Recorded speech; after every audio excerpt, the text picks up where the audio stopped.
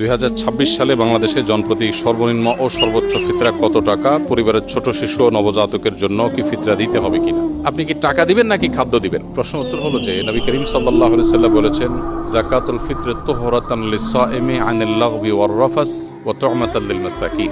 অর্থাৎ ফিতরা হলো রোজাদারের রোজাকে রিফাইন করার জন্য।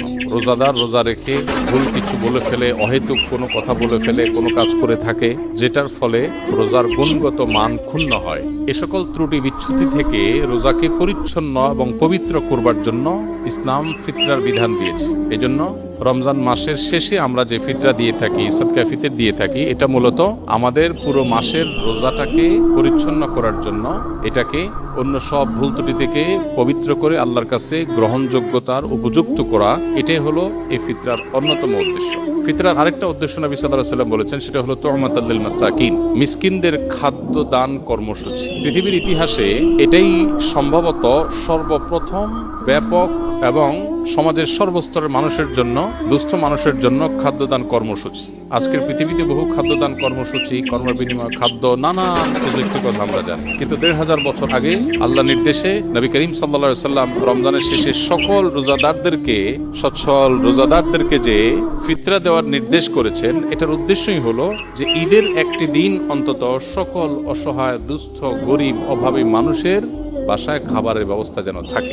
আজও পর্যন্ত পৃথিবীতে যত খাদ্যদান কর্মসূচি আছে, এর কোনোটিকে আল্লাহর দেওয়া ইসলামের এই ফিতরা ব্যবস্থাপনার সাথে কোনোভাবে তুলনা আপনি করতে পারবেন না। এক যুগে গোটা বিশ্বের এত অভাবী মানুষের খাবার অন্য কোনো ইস্যুকে কেন্দ্র করে পৃথিবীর কেউ আজও পর্যন্ত দিতে পারেনি, যেটা রমজানকে ঘিরে ফিতরা কেন্দ্রিক খাদ্যদান কর্মসূচি মুসলমানরা গোটা বিশ্বব্যাপী করে থাকে।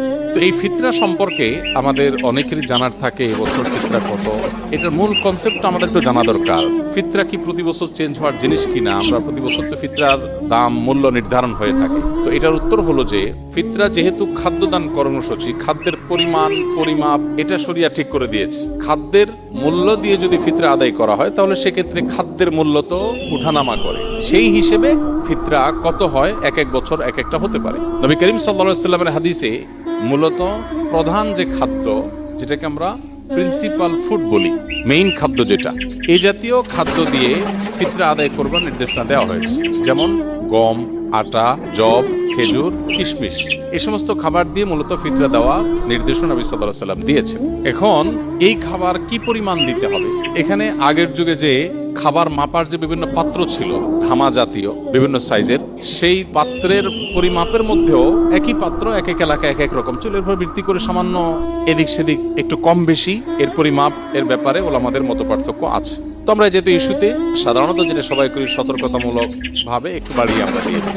তো এই হলো ফিতরা ব্যবস্থাপনার মূল চিত্র।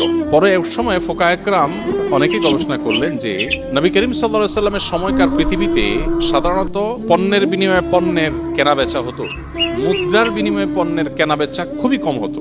এখন যেমন পণ্যের বিনিময়ে পণ্য, মানে কেউ চাল দিল, চাল দিয়ে সবজি নিল, এটা যেরকম খুব রেয়ার কেস, সে যুগে মুদ্রা দিয়ে কেনা বেচাটা খুব কম হতো। অর্থাৎ মুদ্রার ইম্পর্টেন্সি বা এটার ব্যবহার এখন যেরকম গোটা পৃথিবীতে ব্যাপকভাবে এটার উপরে গোটা পৃথিবী দাঁড়িয়ে আছে অনেকটা, তখন সেটা এভাবে ছিল না। এখন গরিবের জন্য খাদ্য দেওয়ার চাইতে নগদ টাকা দিলে তার সুবিধা অনুযায়ী খাদ্য কিনে নেবে, সেটা অধিকতর উত্তম কিনা, এটা হলো প্রশ্নের ব্যাপার। অনেক আমাদের মতে এটা যেহেতু গরিবের জন্য বেশি উপযোগী, তার সুবিধা মতো কিনতে পারে, এই জন্য ফিতরা মূলত খাদ্য দান ব্যবস্থাপনাই। তো টাকা দিয়ে দিলে তার মতো সুবিধা করে সে কিনতে পারলো। এখানে একটা বিষয় বলে রাখি, আমাদের মতো দেশে অবশ্য বহু মানুষ আছে অভাবী, যাদেরকে ফিতরা দেয়া যেতে পারে, এরকম অভাবী গরিব মানুষ আছে। কিন্তু পৃথিবীতে অনেক দেশ আছে যেখানে আসলে এরকম সারা দেশের মানুষের খাদ্য দেওয়ার মতো ওরকম উপযুক্ত মানুষও খুঁজে পাওয়া যায় না খুব বেশি। যেমন সৌদি আরবে আমি দেখেছি গরিব মানুষরা ফিতরার চাউল তারা খাবার দিয়েই দেন। সৌদি উলামা একরাম টাকা দিয়ে দেওয়া এর প্রবক্তা নন, তারা খাদ্য দিয়েই দেন, সাধারণত চাল দিয়ে দেন।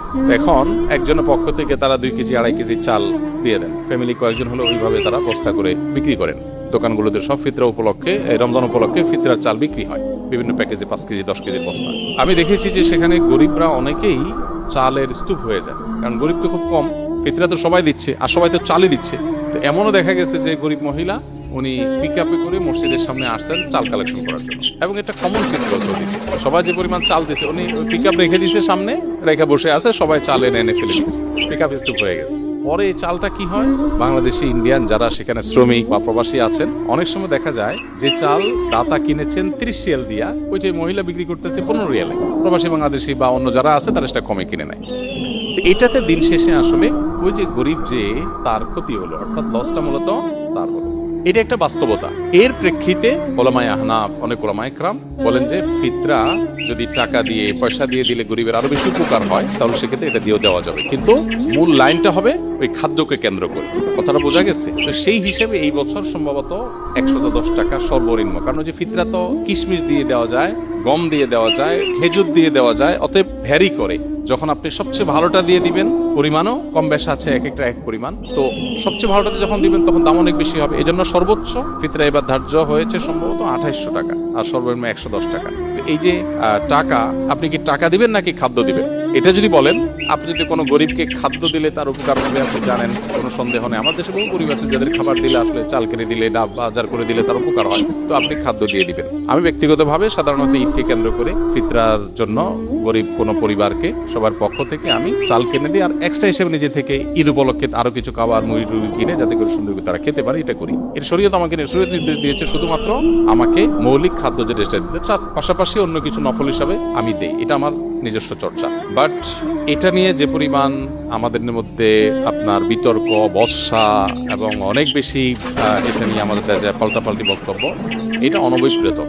ওলামাদের এই সমস্ত ইজতিহাদি বিষয়গুলোতে, গবেষণাগত বিষয়গুলোতে একেবারে আপনার জাবর কেটে কোনোটাকে সঠিক কোনোটাকে রং বলে আমরা সাধারণ মানুষ অন্তত সোশ্যাল মিডিয়াতে এটা নিয়ে পাল্টাপাল্টি করা কোনো অবস্থাতে উচিত না বা গ্রহণযোগ্য না। আর ফিতরা দেওয়ার ক্ষেত্রে বাচ্চাদের পক্ষ থেকে ফিতরা দিতে হয়। ফিতরা পরিবারের কর্তা যিনি, তার পরিবারের সকল সদস্য যারা তার অধীনস্থ আছেন সবার তরফ থেকে তিনি ফিতরা দিবেন। এমনকি যে বাচ্চা ঈদের আগের দিন জন্মগ্রহণ করেছে, ঈদের দিন জন্মগ্রহণ করেছে, তার জন্য ফিতরা প্রযোজ্য হবে।